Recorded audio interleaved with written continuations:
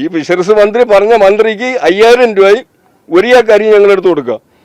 ഞങ്ങൾ ഈ കടം കൊണ്ട ഓട്ടത്തിൽ തന്നെ അയാളൊന്ന് ഇറങ്ങി ഒന്ന് ജീവിച്ചു കാണിച്ചു തരാൻ പറ. മത്സ്യത്തൊഴിലാളിയുടെ അവസ്ഥ ഇതാണ്.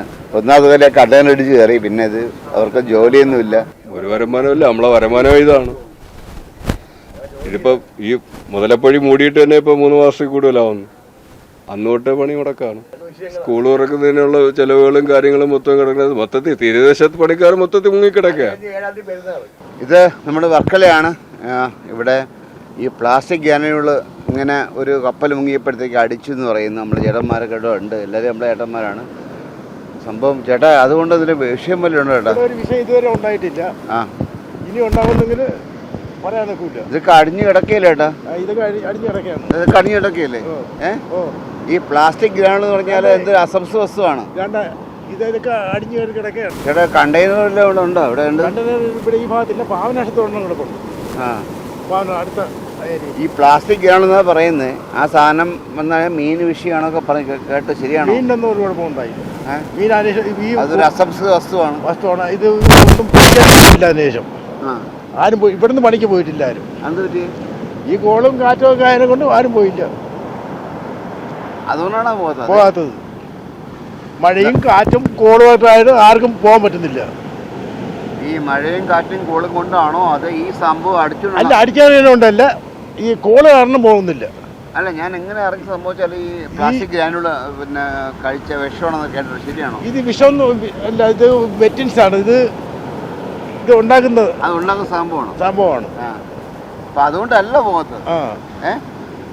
ഈ മഴയും കാറ്റും കോളും നിങ്ങൾ പോകാത്തത്. അവരായിട്ടൊക്കെ പോയി സംസാരിക്കാം. ഇതെല്ലാ സാധനമല്ലേ?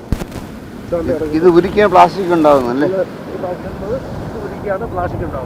ഇതുകൊണ്ട് മീന് കുഴപ്പമൊന്നുമില്ല. ഇത് മീനിന് കുഴപ്പമൊന്നുമില്ല.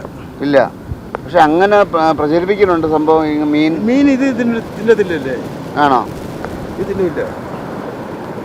ഇത്രയും സാധനം അടിച്ചു കയറി. ഫുള്ള് ഇവിടെ ഉണ്ടല്ലോ ചേട്ടാ. ഫുള്ള് ഇവിടെ മൊത്തം ഉണ്ടല്ലോ. മൊത്തം കിടക്കുകയാണ്. ഇവിടെ മൊത്തമാണ് ഒരു സാധനം.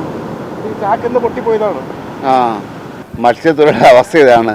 ഒന്നാമത് വില കടലിടിച്ച് കയറി, പിന്നെ ഇത് അവർക്ക് ജോലിയൊന്നുമില്ല. ഒരു ജോലിയില്ല. ഇവിടെ വള്ളങ്ങളുമില്ല. കുറെ ആൾക്കാർ വള്ളങ്ങൾ എടുത്ത് മുതലപ്പൊഴിയിലെല്ലാം കൂടെ കുരുങ്ങി കിടക്കുന്നത്. വള്ളവും പോകാൻ പറ്റുന്നില്ല. ഇതുമായിട്ട് ആൾക്കാർ മൊത്തം അവിടെ കുരുങ്ങി കിടന്ന് ചാവാൻ വേണ്ടി കിടക്കുകയാണ്. ലക്ഷങ്ങൾ കടമാണ്. 75 ലക്ഷം രൂപയുടെ കടത്തുകാരനാണ് ഞാൻ. ഈ വള്ളം വള്ളം തകർന്നു പോയി. മണ്ണെണ്ണയ്ക്ക് വില കൂടി ഒരു കാരണവശാലും വള്ളവും പോകാൻ പറ്റുന്നില്ല. അവരെല്ലാം ഹിന്ദിക്കാരാണ്. അവരൊക്കെ ബംഗാളിൽ നിന്ന് വന്ന് കിടക്കുന്നവരാണ്.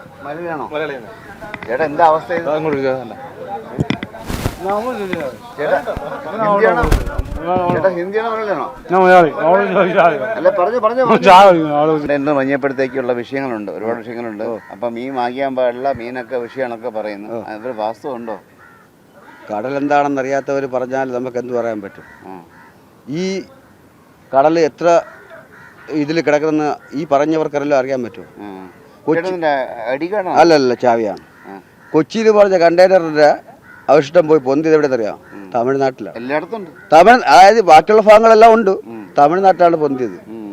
ഈ കടലിനകത്ത് എന്ത് വിഷാംശം വരാനാണ്? അത് നിമിഷ നേരം കൊണ്ട് അത് ഫിൽട്ടർ ചെയ്ത് നിമിഷ നേരം കൊണ്ട് അത് മാറില്ലേ? വേറെ ആയാലും ഉണ്ട്. നിങ്ങളെയൊക്കെ ബാധിക്കുന്ന വിഷയമാണ്.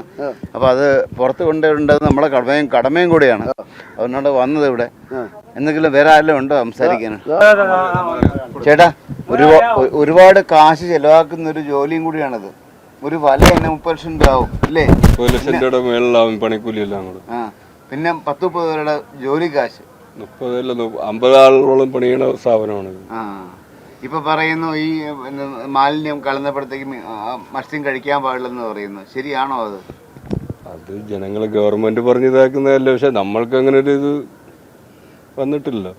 പ്ലാസ്റ്റിക് സാധനം കൊണ്ട് കളന്നു എന്നൊക്കെ പറഞ്ഞു വിഷയമൊന്നുമില്ല.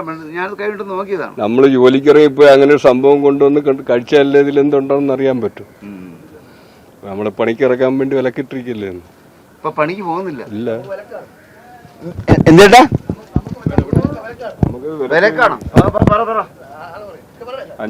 ഇപ്പൊ 5-ാം തീയതി വരെ ഒരു വിലക്ക് പറഞ്ഞിരിക്കുന്നു. വീണ്ടും ഇപ്പൊ തുടർന്ന് നീണ്ടു പോകാൻ ചാൻസ് ഉണ്ട്. ഒരു വരുമാനമില്ല. നമ്മളെ വരുമാനം ഇതാണ്. ഇതിപ്പോ ഈ മുതലപ്പൊഴി മൂടിയിട്ട് തന്നെ ഇപ്പൊ 3 മാസത്തിൽ കൂടുതലാവുന്നു. അന്ന് തൊട്ട് പണി മുടക്കാണ്. അല്ല മുതലപ്പൊഴി ഇപ്പൊ തുറന്നു കൊടുത്തല്ലോ, അതവിടെ തുറന്നില്ലല്ലോ, വള്ളം ഇറക്കാൻ നിങ്ങൾ പറ്റില്ല. എങ്ങനെ പോകുന്നത് ബോട്ടും കൊണ്ട്? മുതലപ്പൊഴിയിൽ നിന്ന് തന്നെ ഇറങ്ങുന്നു. അവിടെ തന്നെ പോകണം. ഓ, നമ്മളെ വിജയനെ മൊത്തം കിടക്കണ മുതലപ്പൊഴിയില്ല, കയറാൻ പറ്റില്ല. ഇവിടുന്ന് ഡയറക്റ്റ് ഇല്ലല്ലോ. ആ പടമുള്ള ആർബർ നോക്കുമ്പോഴത്തേക്ക് ഒന്ന് മുതലപ്പൊഴി, അല്ലെങ്കിൽ വാടിയില്, അല്ലെങ്കിൽ ശക്തികുളങ്കര. അന്ന് കയറാൻ പറ്റില്ല. കയറാൻ പറ്റും. ശക്തികുളങ്കര എനിക്ക് കയറാൻ പറ്റത്തില്ല, കാര്യം കടൽ ക്ഷോഭ ആകുമ്പോഴത്തേക്ക് അവിടെ കയറാൻ പറ്റത്തില്ല. വാടിയില് ഫാമിലി ഇല്ലേ, കുടുംബങ്ങളല്ലേ? അതിപ്പോ ഗവൺമെന്റ് എന്തെങ്കിലും അത് ചെയ്തെങ്കിലേ പറ്റൂ. സ്കൂള് ജൂൺ 2-ാം തീയതി, നാളെ 1-ാം തീയതിയാണ്, മറ്റന്നാൾ 2-ാം തീയതിയാണ് സ്കൂള് തുറക്കും. സ്കൂൾ തുറക്കുന്നതിനുള്ള ചെലവുകളും കാര്യങ്ങളും മൊത്തം കിടക്കുന്നത് മൊത്തത്തിൽ തീരദേശത്ത് പണിക്കാർ മൊത്തത്തിൽ മുങ്ങിക്കിടക്കുക. ഈ മുതലുകൾ ഇതൊക്കെ തന്നെ ഇതൊക്കെ തന്നെ വട്ടിക്കും പലിശക്കൊക്കെ എടുത്തിട്ടിരിക്കുന്നതാണ്. പലിശക്കാരെ കൊണ്ട് തലവേദനയായിട്ട് കിടക്കുന്നു. എനിക്കറിയാം, വലയൊക്കെ നെയ്യുമ്പോഴത്തേക്ക് 30-40 ലക്ഷം രൂപ. കടലിൽ നിന്ന് വരുമാനം വന്നാലല്ലേ അവർ കൊടുക്കാൻ പറ്റും. കടലിൽ പോകാൻ പറ്റാത്ത രീതിയിൽ അങ്ങനെ കിടക്കുന്നു. 40 പേരൊക്കെ ഒരു ബോട്ടിൽ പോയിട്ട് 40, 50 പല റൂട്ടിലുമാണ്. ഇതിപ്പോ 10, 30, 35 ലക്ഷം രൂപ കൂടെ ആവും ഇത് ഒന്ന് സെറ്റ് ചെയ്തതിന്റെ പണിക്കൂലി എല്ലാടെ ചേർന്ന് വരുമ്പോഴത്തേക്ക്. എന്തായാലും നമ്മൾ ചേട്ടന്മാരെ കൂടെയാണ്. മീൻസ് ഈ പറഞ്ഞ തീരദേശം അറിയാലോ, നമ്മൾ അങ്ങേ അറ്റം മുതൽ ഇങ്ങ് അറ്റം വരെ നമ്മളെ കേരളത്തിൻ്റെ അതിർത്തി മൊത്തം നമ്മളെ ഫിഷർമാർ ചേട്ടന്മാരാണ്. അവരുടെ കൂടെ നമ്മൾ ഉള്ളത്. കാരണം വെച്ചാൽ അങ്ങനെ ഒന്നും അവരെ തള്ളത്താൻ പറ്റില്ല. കാരണം അത്രയേറെ ആൾക്കാർ, ഒരാളും 2 ആളും 3 ആളും അങ്ങനല്ല. ഇവർ പിന്നെ കൂടെ വർക്ക് ചെയ്യുന്ന ഒരു ബോട്ടിൽ പോകുന്ന 40 50 പേരുണ്ട്. പിന്നെ ഇവർ ഈ പറഞ്ഞ ചെറിയ ജോലിയൊന്നുമല്ല. നമ്മൾ പലപ്പോഴും പല വീഡിയോയിലും കണ്ടു കാണാം, ഒരു വലയൊക്കെ 40 ലക്ഷം രൂപ, വലയുടെ 35 ലക്ഷം രൂപ മേളിൽ കുറയാതെ അത്രയും കാശാവും. അങ്ങനത്തെ 3 വല അത്രയും ഇതും കൊണ്ടാണ് അവര്. 80 ലക്ഷം ബോട്ട് നിങ്ങൾ ഇങ്ങോട്ട് ഇറങ്ങിയോ? പക്ഷേ 80 ലക്ഷം ബോട്ട് ഇതെല്ലാം മൊത്തം കടത്തിൽ കിടക്കുകയാണ്. ഇപ്പം എന്താ, ഇപ്പം മുതലപ്പൊഴി പോയിട്ട് 3 മാസമായി, പണിക്ക് പോകാൻ പറ്റുന്നില്ല, ബോട്ടകത്ത് കുടുങ്ങി കിടക്കുകയാണ്. അപ്പം ഞങ്ങൾ വെറുതെ ഇരിക്കുകയാണ്. ഒരു വർഷത്തിൽ 2 ലക്ഷം രൂപയുടെ ചെലവ് ഇരുമ്പോഴത്ത് ബോഡിക്കുണ്ട്. അത് കടം കൊണ്ട് ശരിയാക്കി ഇട്ടിട്ട് ആ കിടത്തം കിടക്കുക, മെയിൻസ് ചെയ്തിട്ടിട്ട് ഇറക്കാൻ പറ്റുന്നില്ല. ഇത് ഇറങ്ങി നമുക്ക് നമ്മളെ ഉപജീവനം കിട്ടിയാലല്ലേ നമുക്ക് ഇത് കടത്തിൽ നിന്ന് വരാൻ പറ്റും. പലിശക്കാരെ കൊണ്ട് അങ്ങനെ പ്രശ്നം. പറയാതിരിക്കാൻ നിവൃത്തിയില്ല. 6 കിലോ അരിയും 1000 രൂപയും കൊടുക്കാൻ വേണ്ടി പറഞ്ഞിട്ടുണ്ട്. ഈ ഒരു പാവപ്പെട്ട ആൾക്കാരൊക്കെ അവരിത്രയും കാശ് മുടക്കി ഒരു 50ഓളം പേരെ പോറ്റുന്നുണ്ട്. 50ഓളം പേര് ശമ്പളം ഈ പറഞ്ഞ മുഖ്യമന്ത്രിക്ക് 5000 രൂപ ഒരു ഏക്കറി ഞങ്ങളെടുത്ത് കൊടുക്കാം. 3 മാസം പെട്ടാക്കാൻ പറ, അല്ലെ 25 ദിവസം പെട്ടാക്കാൻ പറ. എന്ത് ഈ ഫിഷറീസ് മന്ത്രി പറഞ്ഞ മന്ത്രിക്ക് 5000 രൂപയും ഒരു ഏക്കറി ഞങ്ങളെടുത്ത് കൊടുക്കാം. ഞങ്ങൾ ഈ കടം കൊണ്ട് ഓട്ടത്തിൽ തന്നെ അയാളൊന്ന് ഇറങ്ങി ഒന്ന് ജീവിച്ചു കാണിച്ചു തരാൻ പറ. എനിക്കൊന്നും പറയാനില്ല. ഇവരുടെ വാക്കുകൾ തന്നെയാണ് നമ്മുടെ വാർത്ത. വിസ്മയസിന് വേണ്ടി ക്യാമറമാൻ അരുൺ സാറിനൊപ്പം ശ്രീത് മൈറ സൈനിങ് ഓഫ്.